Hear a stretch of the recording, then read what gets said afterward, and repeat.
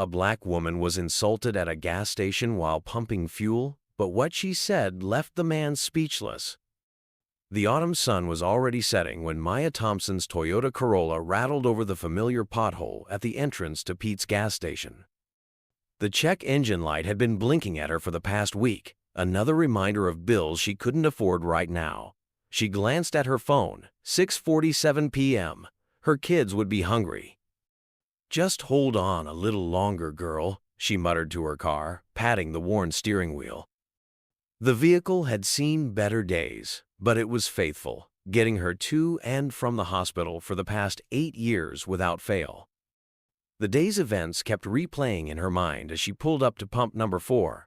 The hospital had been unusually busy, even for a Tuesday. "Maya, we need you in room 3, Sarah, the charge nurse, had called out just as Maya was finishing her paperwork that morning. Coming. She'd rushed to help an elderly woman who'd fallen at home.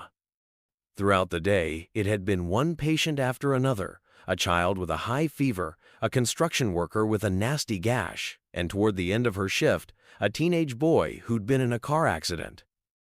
The memory of the teenager's mother collapsing in the waiting room made Maya's chest tight. She'd been the one to hold that woman while the doctor delivered the news that her son would need emergency surgery. "Lord, give that family strength," she whispered, finally putting the car in park. The gas station was relatively quiet for this time of day. An old Chevrolet pickup truck was parked near the convenience store entrance, country music drifting from its open windows. A middle-aged woman in business attire was just finishing up at pump number 6, her sleek BMW reflecting the station's fluorescent lights. Maya checked her bank account on her phone before getting out, $127.82 until payday. She'd have to be careful, but there was enough for gas and groceries. Her daughter Zoe had texted earlier about needing supplies for a school project, but that would have to wait until Friday's paycheck. "Hey, Miss Maya," called out a cheerful voice. It was Tommy, the station's regular evening attendant, sweeping near the store entrance. He was a good kid, probably around 19, working his way through community college. "Evening, Tommy. How's school going?" "Can't complain. That biology test you helped me study for? Got a BA one." Maya smiled, remembering the impromptu tutoring sessions during her coffee breaks. "That's wonderful. See, I told you you could do it." She got out of her car, the evening air crisp against her face. Her hospital scrub still smelled of antiseptic, and her feet ached in her sensible white shoes. 12 hours of standing, running, lifting, and comforting had taken their toll. As she inserted her card into the pump, her phone buzzed again. This time, it was her son Marcus. "Mom, Zoe's trying to cook dinner, and it's not going well."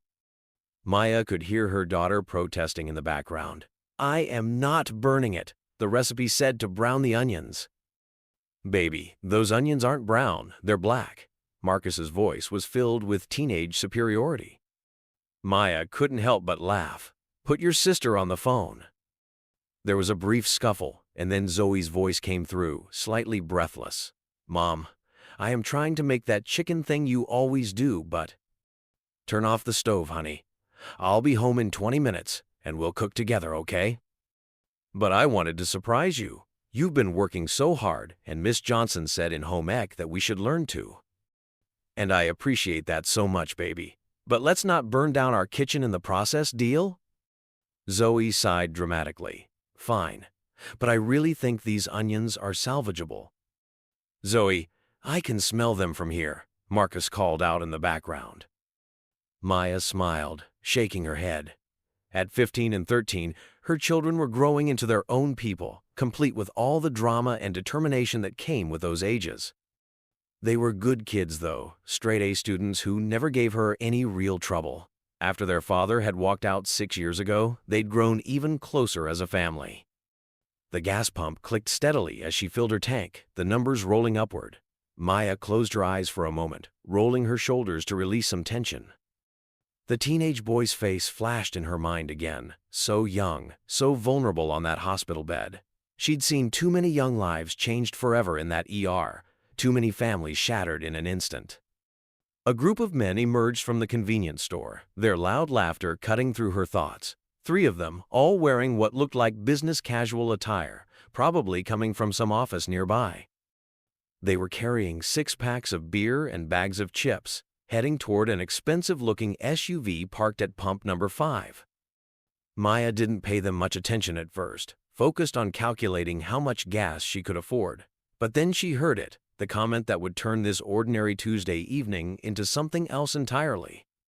"Look at that one."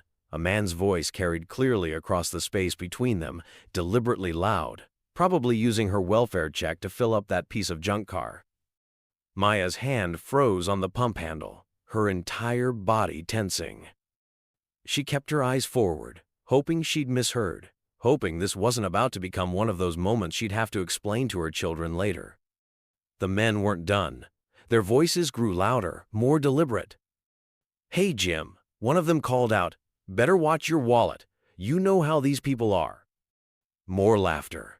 Maya could feel their eyes on her back, could sense the ugly energy building behind her. She thought about her children waiting at home, thought about the lessons she'd taught them about dignity and strength. What would she tell them about tonight? Tommy had stopped sweeping, his young face clouded with concern as he watched the situation unfold. He took a step forward, but Maya caught his eye and gave a slight shake of her head. He was just a kid. This wasn't his battle to fight. The gas pump clicked off, signaling a full tank. Maya's heart was pounding now, but her movements remained deliberate and calm as she replaced the nozzle. She could handle it. She'd handled worse in the ER. But something about today, the exhaustion, the emotional toll of her shift, the memory of that teenage boy's mother crying in her arms, it all made this moment feel heavier, more significant. She reached for her receipt, and that's when she heard footsteps approaching behind her. "Hey, Nurse Ratched!" The man's voice was closer now, the mockery thick in his tone. He was the one in the polo shirt, expensive, with a company logo Maya recognized from the business park across town. "My friend here was talking to you." Maya took a deep breath, squaring her shoulders as she turned around. The man, probably in his mid-40s, with graying temples and a smug smile, stood about 10 feet away. His friends flanked him, both trying and failing to suppress their grin. "I don't want any trouble," Maya said firmly, using the same steady voice she used with agitated patience. "I am just trying to get home to my kids." "Oh, kids, plural," one of the other men chimed in. "How many baby daddies we talking about here?" The third man pulled out his phone, obviously hoping to capture something entertaining. Maya noticed a wedding ring on his finger and wondered what his wife would think of this behavior. Tommy was still hovering nearby, his broom forgotten. "Sir, I am going to have to ask you to—" "Stay out of this, kid," Polo Shirt snapped, not even glancing at Tommy. His eyes were fixed on Maya, waiting for her to break, to prove whatever point he thought he was making. Maya felt a strange calm settling over her. She thought about the morning's team meeting at the hospital, where they discussed a new diversity initiative. She'd sat quietly while her colleagues talked about inclusion and equality, knowing that some battles couldn't be won in conference rooms. "My name," she said clearly, "is Maya Thompson. Not that one or whatever else you might want to call me. I've been a nurse at Central Hospital for 8 years. And right now, I'd really like to get home to my children." The man in the polo took another step forward. "Oh, we've got ourselves an educated one. Tell me, sweetheart, how many applications did it take before affirmative action kicked in?" A car pulled into the station, its headlights sweeping across the scene. The driver, an elderly man, took one look at the situation and quickly pulled away. Maya's phone buzzed again in her pocket, probably the kids wondering where she was. The thought of them waiting at home, probably still arguing over those burnt onions, gave her strength. "Sir," she said, her voice remaining steady, "I am going to get in my car now. You and your friends can go back to whatever evening you had planned." "Running away?" he taunted. "Come on, we're just having a friendly conversation here. Right, boys?" His friends murmured in agreement, though Maya noticed one of them was starting to look uncomfortable. The station's overhead lights buzzed, casting harsh shadows across the pavement. A cool breeze carried the scent of approaching rain. Maya thought about all the times she'd told her children to walk away from confrontation, to be the bigger person. But sometimes, she realized, walking away meant letting hatred win. "You know what's interesting?" she said, surprising herself with how calm she felt. "Earlier today, I held a white woman's hand while she cried over her son in the ER. She didn't care what color my skin was then. Pain, fear, hope, they don't see color. But hate? Hate is a choice you are making right now." The man's smirk faltered slightly, but he recovered quickly. "Oh, spare me the lecture, honey. We all know how you people—" "You people?" Maya interrupted, feeling something shift inside her. All the accumulated exhaustion, frustration, and anger of years dealing with subtle racism and not-so-subtle prejudice crystallized into this moment. "Let me tell you about my people." She took a step forward, and despite his height advantage, the man actually took a small step back. "My people include my daughter, who's probably burning dinner right now because she wanted to do something nice for her hardworking mom. My people include my son, who tutors younger kids in math on weekends instead of playing video games. My people include every patient I've ever cared for, white, black, brown, or any other color you want to categorize." Tommy had moved closer to the store entrance, his hand on the phone there, ready to call for help if needed. But Maya wasn't finished. The rain started falling lightly, creating halos around the station's fluorescent lights. The man in the polo shirt stood frozen, his earlier bravado evaporating under Maya's steady gaze. "You came over here expecting what? That I'd break down? Get angry? Give you a good show for your friend's camera phone? Sorry to disappoint you, but I've dealt with far scarier things than 3 men who never learned that character isn't determined by skin color." The friend with the phone had lowered it now, looking at his shoes. The third man muttered something about getting back to their wives. But Polo Shirt wasn't ready to give up entirely. "You think you are so special? Standing here preaching at us? I could buy and sell that piece of junk car of yours without blinking." Maya actually laughed, a genuine, tired laugh. "And yet here you are, spending your evening harassing a nurse at a gas station. I wonder what that says about—" The rain was falling harder now. Maya could feel her scrub starting to stick to her skin, but she didn't move. This moment felt important, not just for her, but for every person who'd ever swallowed their dignity in the face of ignorance. Her phone buzzed again. This time, she pulled it out and looked at the message. "Mom, the smoke alarm is going off, but we handled it. Everything's fine. Mostly fine. Maybe bring pizza?" She smiled, then looked back at the men. "My children are waiting for me. And tomorrow, I'll go back to the hospital and continue doing what I do, caring for people who need help, regardless of their beliefs or behaviors. Even people like you." The rain was falling steadily now, creating a soft percussion against the gas station's metal awning. Maya's hand tightened around the pump handle, her knuckles turning white against her dark skin. 15 years of built-up frustration, of staying quiet, of taking the high road, threatened to spill over. "Hey, Marcus." She spoke into her phone, trying to keep her voice steady. "Baby, I might be a little later than I thought. Can you order that pizza? Use the emergency money in the kitchen drawer?" "Mom?" Her son's voice was concerned. He'd always been perceptive. "Is everything okay? You sound weird." "Everything's fine, baby. Just some rain delay." She ended the call before her voice could betray her. The man in the polo shirt was still there, his expensive shoes getting wet as he stood with his friends near their SUV. They were trying to look casual now, pretending to discuss something among themselves, but their eyes kept darting her way. Maya's mind drifted to earlier that day, to a moment that suddenly felt connected to this one.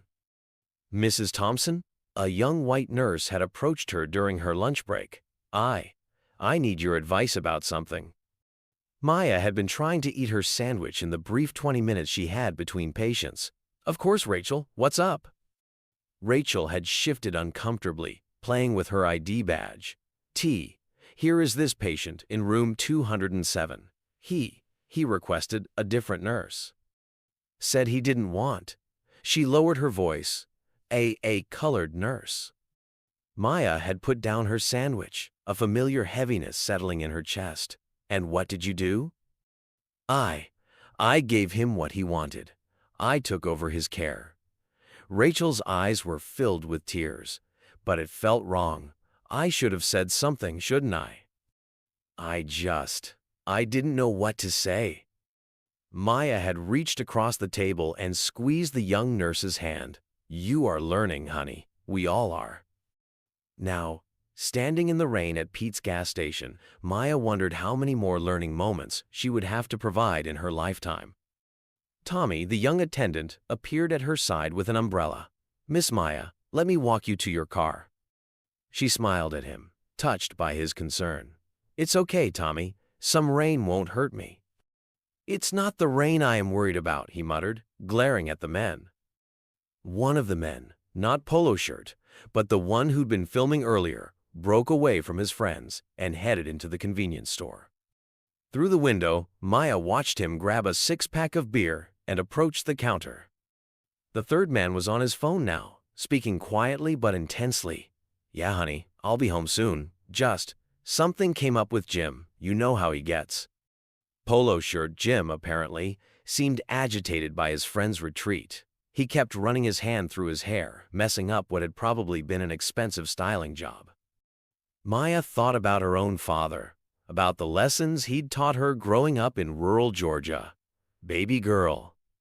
He'd say, there are two kinds of strength in this world, the kind that tears others down to feel big, and the kind that stays standing when others try to tear you down.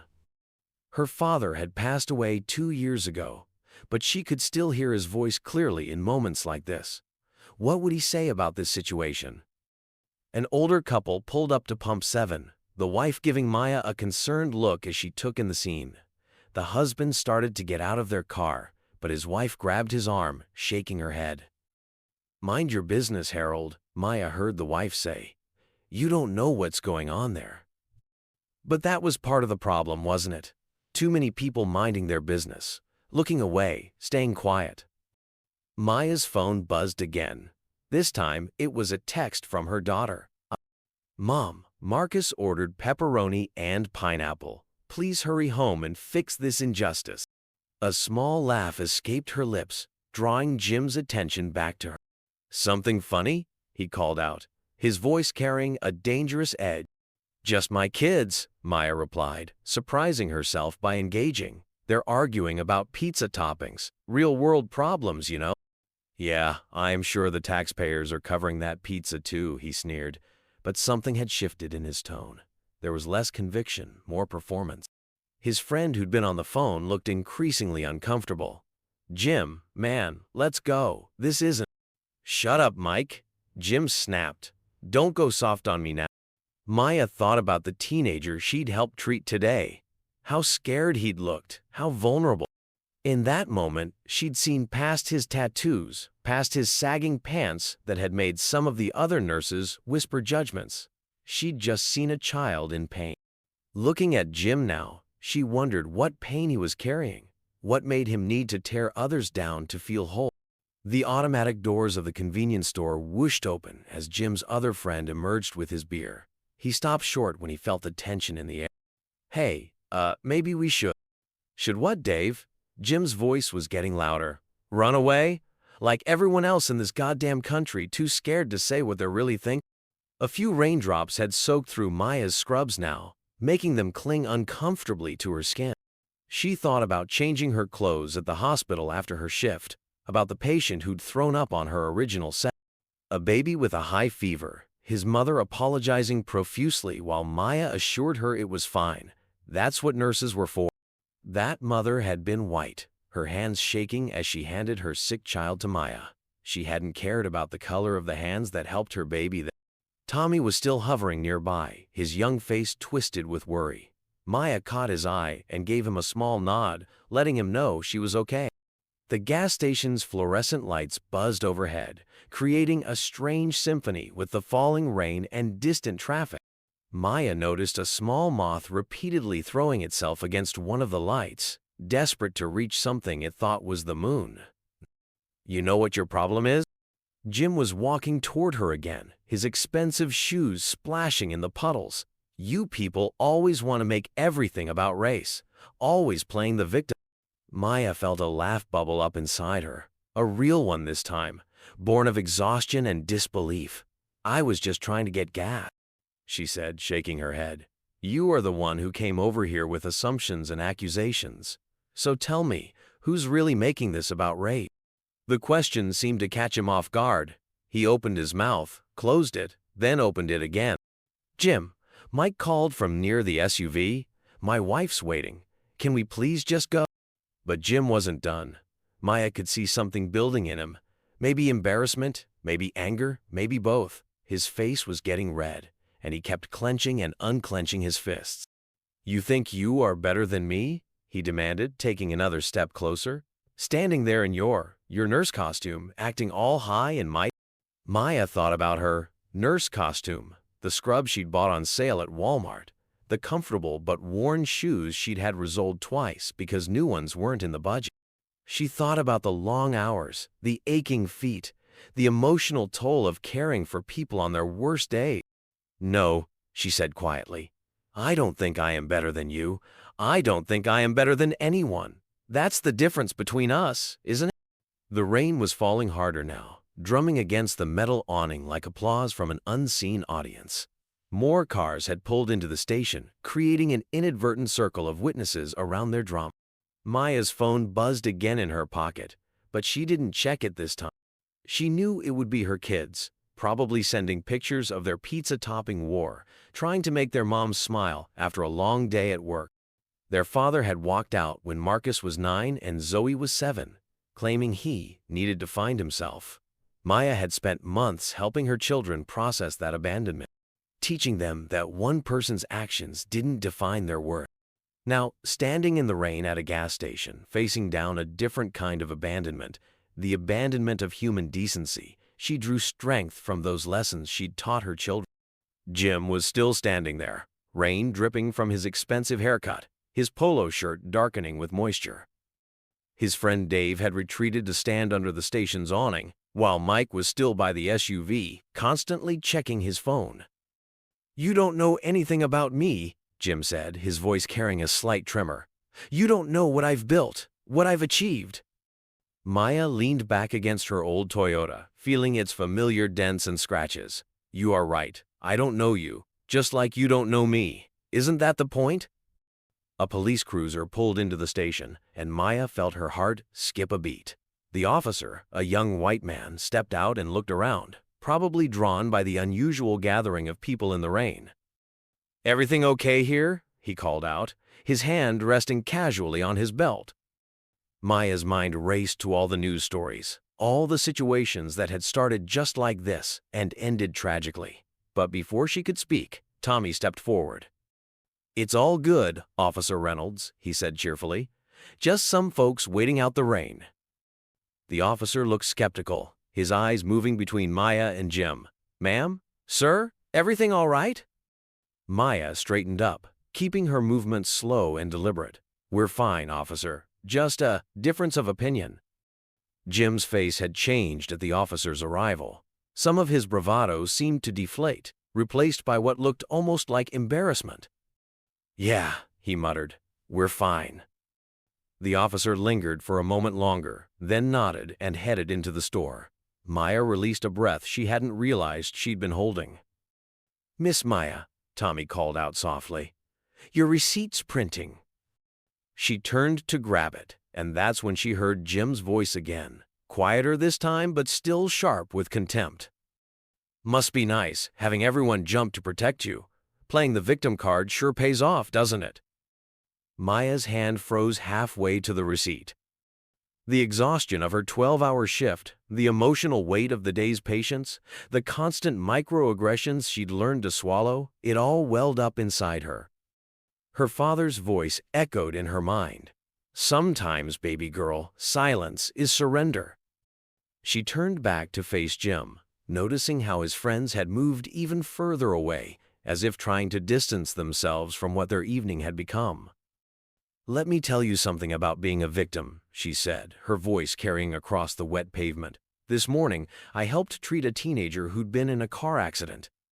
White kid, probably from a family a lot like yours. When he was lying there scared and in pain, you know what he didn't do? He didn't ask to see my credentials. Didn't question whether I deserved to be there. He just held my hand and begged me not to let him die. The rain had slowed to a drizzle, but no one moved. Even Jim stood still, water dripping from his chin. Every day I see real victims, Maya continued. People who've been hurt, who are scared, who need help. And not once have I looked at any of them and seen the color of their skin first, because that's not what matters when someone's fighting for their life. Her phone buzzed again. This time, she pulled it out and looked at the screen. It was a photo from Marcus, him and Zoe making funny faces next to their half pineapple, half pepperoni pizza. She turned the phone around, showing Jim the picture. These are my kids, the ones you assumed were being raised on welfare. My son tutors math on weekends to earn extra money. My daughter wants to be a doctor. They're honor roll students who've never given me a day of trouble. But you didn't ask about that, did you? You just saw what you wanted to see. Jim's face had lost its anger, replaced by something that looked almost like shame. His friends were pretending to be deeply interested in their phones, but Maya could see them listening. The police officer emerged from the store, glancing their way again. This time, Maya met his gaze steadily, unafraid. You know what the real tragedy is? She said, turning back to Jim. Tomorrow, I'll go back to work. I'll keep saving lives, keep caring for people, keep trying to make this world a little better. And you'll go back to your office, carrying all that hate inside you. Tell me, who's really the victim here? The gas station had become unnaturally quiet, with only the soft patter of rain and the distant hum of traffic filling the air. Jim stood there, his expensive polo shirt now completely soaked, staring at Maya with an expression that seemed caught between anger and confusion. Hey, Jim, Dave called out, finally finding his voice. This is getting out of hand, man. Let's just… Shut up, Jim snapped, not taking his eyes off Maya. I am not done here.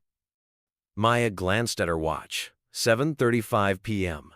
Her kids would be halfway through their pizza by now. She thought about all the time she'd taught them how to handle difficult situations, how to stand up for themselves without losing their dignity. You still got that phone recording, Dave?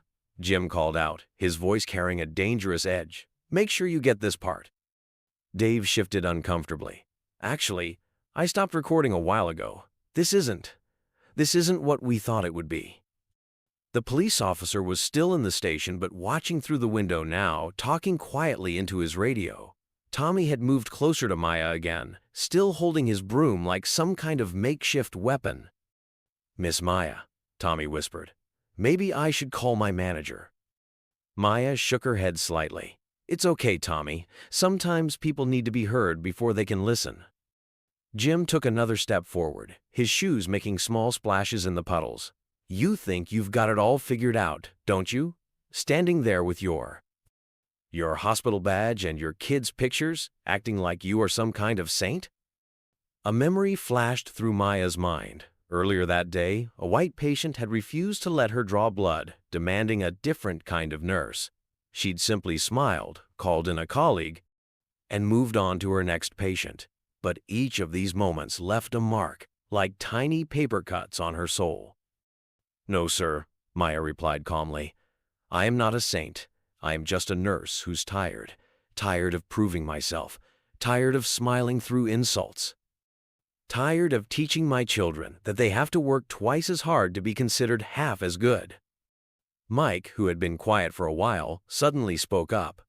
Jim, Sarah's asking when I am coming home. The kids have a game tomorrow morning. Then go, Jim shouted, spinning around to face his friend. Go home to your perfect little family in your perfect little suburb. Just go. Maya noticed how Jim's hands were shaking, how his face had taken on a reddish tint that wasn't just from the rain. Something was building here, something more than just racial prejudice. A young couple pulled into the station, took one look at the scene, and promptly pulled back out. The officer in the store had moved closer to the door, his hand still resting on his belt. Maya's phone buzzed again. This time it was a text from her neighbor, Mrs. Johnson. Just checked on the kids like you asked? They're fine, but tea here is pizza sauce everywhere. Should I intervene? Despite everything, Maya smiled as she typed back. Let them handle it. Good life lesson in cleaning up your own messes. Something funny? Jim demanded, noticing her smile. Just life, Maya replied, putting her phone away. It keeps going, doesn't it? Even when we're standing in the rain, fighting battles that don't need to be fought. Dave had finally moved away from the awning, heading toward their SUV. Jim, this is stupid, man. We look like idiots. Oh, now we look like idiots. Jim's voice cracked slightly. We weren't idiots when we were laughing about it in the store? Weren't idiots when you were filming? Maya watched this interaction with growing understanding. Sometimes, she'd learned in her years of nursing, the loudest pain wasn't the real injury. You know, she said softly, in the ER, we see all kinds of trauma. Sometimes it's physical, broken bones, cuts, bruises. But sometimes the worst injuries are the ones we can't see. The ones that make people lash out, try to hurt others before they can be hurt themselves. Jim's head snapped back toward her. Don't you dare try to psychoanalyze me. You don't know anything about your life, your struggles. You are right, I don't. Maya agreed. Just like you don't know mine. But here we are, two people in the rain, making assumptions about each other based on nothing but what we think we see. A truck driver had pulled into the station, his semi taking up a large portion of the lot. He stood by his truck, watching the scene unfold while pretending to check his tire. Tommy had edged closer to the store's phone again, but Maya caught his eye and shook her head. This moment needed to play out. You want to know what I see? Jim's voice had taken on a strange, almost desperate quality. I see everything falling apart, everything changing. Nothing makes sense anymore, and people like you. People like me? Maya interrupted gently. People who work 12-hour shifts saving lives? People who raise their children to believe in their dream? People who stand in the rain talking to angry strangers, hoping to find some common ground? Mike had finally gotten into the SUV, starting the engine. The sound seemed to startle Jim, who looked around as if just realizing where he was and what he was doing. My father used to say, Maya continued, her voice carrying across the wet pavement, that hate is like holding on to a hot coal, thinking it will burn someone else.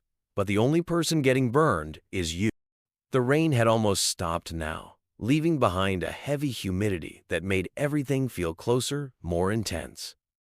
Jim stood there, his expensive clothes ruined, looking increasingly lost as his audience continued to dwindle. Your father sounds like a real philosopher, he said, but the sarcasm in his voice sounded forced now, uncertain. He was a janitor, actually, Maya replied with a small smile. Worked at the local high school for 30 years. Taught me that every job has dignity if you do it with pride. This seemed to throw Jim off balance. He opened his mouth, closed it, then opened it again. That's not what you expected? Maya finished for him. Let me guess. You had a whole different story built up in your head about me, about my background, my family, my life. Must be confusing when reality doesn't match your prejudices. Dave was now sitting in the SUV too, the engine running, but Jim remained rooted to his spot on the wet pavement. The police officer had stepped outside, pretending to check something on his phone while keeping an eye on the situation. Maya's phone buzzed again, another text from Mrs. Johnson. Your kids are now arguing about whether pineapple on pizza is a crime against humanity. Zoe's making a PowerPoint presentation to prove her point. A genuine laugh escaped Maya's lips, drawing curious looks from everyone around her. My daughter, she explained, not sure why she was sharing this with people who'd been trying to intimidate her minutes ago, is making a PowerPoint presentation about why pineapple doesn't belong on pizza. She's 13 and already practicing to be a lawyer. Tommy, still hovering nearby, couldn't help but grin. She's right though. Pineapple on pizza is wrong. Not you too, Tommy, Maya groaned, playing along. My son would agree with you both. The absurdity of discussing pizza toppings in the middle of this tense confrontation seemed to hit Jim. He ran a hand through his wet hair, looking increasingly uncomfortable. Why are you doing this? He asked suddenly. Doing what? This whole thing, being nice, Talking about your kids, your father, you should be angry. You should be. What? Yelling? Cursing? Giving you the reaction you were hoping for when you first came over here? Maya shook her head. That's not who I am. More importantly, that's not who I want my children to be. A car honked in the distance, making everyone jump slightly. The truck driver who'd been watching finally returned to his cab, apparently deciding the show was over. You know what the hardest part of my job is? Maya continued, leaning back against her Toyota. It's not the long hours, not the physical demands. It's watching people suffer needlessly, watching them hold on to hate and fear until it makes them sick. Jim's friends were still waiting in the SUV, its headlights cutting through the misty air. Mike rolled down his window. Jim, come on, man, let's go. But Jim seemed frozen in place, caught in some internal struggle that Maya recognized all too well. She'd seen it before, that moment when someone's worldview started to crack, when their certainties began to waver. Earlier today, she said softly, I had a patient. Older man, probably around your age. He was having chest pains, stress-related, it turned out. Know what he said to me? He said he'd spent his whole life being angry about things he couldn't control, and now that anger was literally killing him. The police officer had moved closer, but his stance was more relaxed now, sensing the shift in the atmosphere. I don't need your stories, Jim muttered, but his voice lacked conviction. I don't need your life lessons. Maybe not, Maya agreed. But maybe both of us needed to be here tonight. Maybe some lessons find us when we're not looking for them. Her phone buzzed again. This time it was a photo, Zoe standing proudly next to her PowerPoint presentation displayed on their old laptop, the title reading, The Great Pizza Debate, Why Dad Was Wrong About Pineapple Too. Maya's heart caught at the casual reference to their father, at how her daughter could now joke about his absence. They'd come so far from those first painful months after he left. Maya stood in the fluorescent glow of Pete's gas station, her scrubs still damp from the rain, and pulled her hospital ID badge from her pocket. The laminated card caught the light, reflecting her tired but determined face alongside her credentials. Maya Thompson, RN, Head Emergency Nurse, Central Hospital.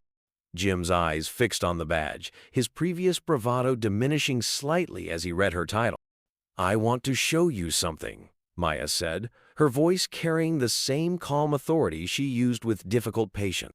She reached into her purse and pulled out her wallet, opening it to reveal a photo. These are my tax documents from last year.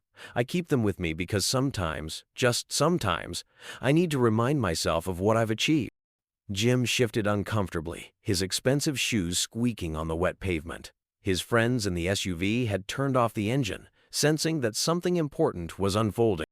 I paid more in taxes last year than most people make in salary, she continued, her voice matter-of-fact rather than boastful. Not that it should matter.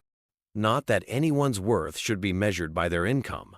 But since you brought up welfare and tax dollars earlier, Tommy had moved closer again, his young face showing a mix of concern and admiration. The police officer remained by the store entrance, watching but no longer looking ready to intervene. I don't, Jim started, then stopped, seeming to struggle with his words. This isn't about money. No, Maya agreed. It never is. But it's easier to talk about money, isn't it? Easier than talking about the real issue. A few more customers had pulled into the station, creating an inadvertent audience for this moment of reckoning. An elderly couple watched from their car, the wife's hand pressed against her chest, as if sensing the weight of what was happening. Maya's phone buzzed again. Another photo from her kids, this time showing their attempts to clean up the pizza mess, with more chaos apparently created in the process. She smiled, then turned the phone to show Jim. See these two? Honor roll students. My son's already taking college-level math classes. My daughter's planning to become a doctor. She paused, letting that sink in. But you didn't ask about any of that, did you? You just saw what you expected to see. Jim's face had lost its angry flush, replaced by something that looked almost like shame. His friend Mike called out from the SUV, Jim, man, this has gone far enough. No, Jim said suddenly, his voice quiet. Let her finish. Maya thought about all the patients she'd treated over the years, Rich, poor, all races and backgrounds. She thought about how pain and fear made everyone equal, how suffering didn't discriminate. "You know what's ironic?" she said, tucking her ID badge back into her pocket. "If you came into my ER tonight, I'd treat you with the same care and respect I give all my patients. That's not because I am special or better than anyone else. It's because that's what humanity looks like." The night air had grown cooler, carrying the scent of wet asphalt and distant lightning. More rain was coming, but nobody moved. "I didn't ask for this confrontation," Maya continued. "I just stopped for gas on my way home from a 12-hour shift. But maybe this needed to happen. Maybe we all need these moments that force us to see each other as people, not stereotype." She watched as something shifted in Jim's expression, a crack in the armor of prejudice he'd worn so confidently earlier. "My father used to say that the hardest person to face is yourself in the mirror," Maya said softly, "because that's when you have to decide what kind of person you want to be. Not what others see, not what society expects, but who you really are." Jim's friends had gotten out of the SUV now, standing awkwardly in the background. Dave, who had been filming earlier, looked like he wanted to disappear into the pavement. "I don't," Jim began, then cleared his throat. "I never meant to." "Yes, you did," Maya interrupted gently. "You meant every word, every action. And that's okay. We all carry prejudices, assumptions, fears. The question is, what do we do with them?" Tommy had moved to stand beside Maya, no longer trying to protect her, but simply showing solidarity. The police officer had retreated to his car, apparently satisfied that the situation was under control. Maya's phone buzzed one final time. "Mrs. Johnson had sent a message. Your kids want to know if they should save you any pizza. They've managed to create a peace treaty, dividing the remaining slices into diplomatic territory." Looking at her phone, then back at Jim, Maya felt a strange sense of peace. "You know what I am going to do now?" she asked. "I am going to go home to my children. I am going to eat cold pizza and listen to them argue about topping. Tomorrow, I'll go back to work and keep doing what I do, caring for people who need help, regardless of who they are or what they believe." The statement hung in the air, heavy with meaning. Jim's face had completely transformed from its earlier arrogance, now showing something that looked like recognition, perhaps of his own humanity reflected in hers. "You are? You are really a head nurse?" Jim asked, his voice barely above a whisper. "For 3 years now," Maya replied. "Worked my way up from the bottom. Night shifts, double shifts, studying while my kids slept. Does that surprise you?" Dave had walked closer, leaving his phone in the car this time. "Jim, we should go. We've done enough damage." But Jim seemed rooted to the spot, wrestling with something internal. "I have a sister," he said suddenly, the words tumbling out as if against his will. "She's a nurse too, in Chicago. She'd be ashamed of me right now." Maya nodded slowly, understanding dawning. Sometimes hate was just fear wearing a mask, fear of seeing ourselves in others. "How long?" she asked gently. "How long have you been carrying this anger?" Jim's shoulders slumped, the last of his bravado draining away. "I don't know. Everything's changing so fast. The world, the workplace, everything. I needed someone to blame, I guess." Tommy, who had been quiet for a while, spoke up. "My mom's a nurse too, at County General. She always says the hardest patients to heal are the ones who don't know they're sick." The wisdom from the young gas station attendant made Maya smile. "Your mom sounds like a wise woman, Tom." The night had grown deeper, the gas station's fluorescent lights creating harsh shadows that seemed to underscore the gravity of the moment. A few raindrops started falling again, nature's gentle reminder that time was passing. "I should press charges," Maya said quietly, making Jim's head snap up. "I should report this harassment. That's what you were expecting, right? That's what would fit your narrative about people like me." Jim's face paled. His friends shifted uncomfortably behind him. "But I am not going to," she continued. "Not because what you did was okay, but because sometimes the best way to fight hatred is to refuse to let it change who you are." She reached into her purse and pulled out one of her business cards. Simple, professional, with her name and position at the hospital clearly printed. Here, she held it out to Jim. If you ever end up in my ER, or if your sister wants to connect with another nurse who understands the challenges. She left the sentence hanging. Jim stared at the card as if it might burn him, then slowly reached out and took it. His hand was trembling slightly. I don't deserve this, he muttered. Maybe not, Maya agreed. But that's the thing about grace. It's not about deserving. It's about breaking cycles, about being better than what hurt us. Mike finally spoke up from where he stood by the SUV. My wife's going to kill me when I tell her about this. Good, Maya said firmly. Tell her, tell your kids too. Let this be a story about change, not just shame. The police officer had started his car, apparently satisfied that the situation was resolved. As he pulled away, he nodded respectfully to Maya. She checked her watch, 8:15 p.m.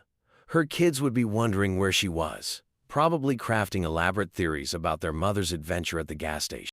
Miss Maya, Tommy called out, holding up her receipt that had been forgotten in all the drama. Don't forget this. As she walked over to take it, Jim finally found his voice again. I am sorry, he said, the words sounding rusty, unpracticed. I am really sorry. Maya paused, turning back to face him. I know, she said simply. That's the first step. What matters is what you do next. She thought about her children at home, about the lessons she tried to teach them about forgiveness, about rising above, about being the change they wanted to see in the world. You know what the hardest part of my job is? She asked, though she wasn't really expecting an answer. It's not the blood or the trauma or the long hours. It's watching people suffer because they can't let go of their prejudices, their anger, their fear. Don't be one of those people, Mr. Anderson, he supplied quietly. Jim Anderson. Mr. Anderson, she nodded. Don't let this just be another story about hate. Make it a story about change.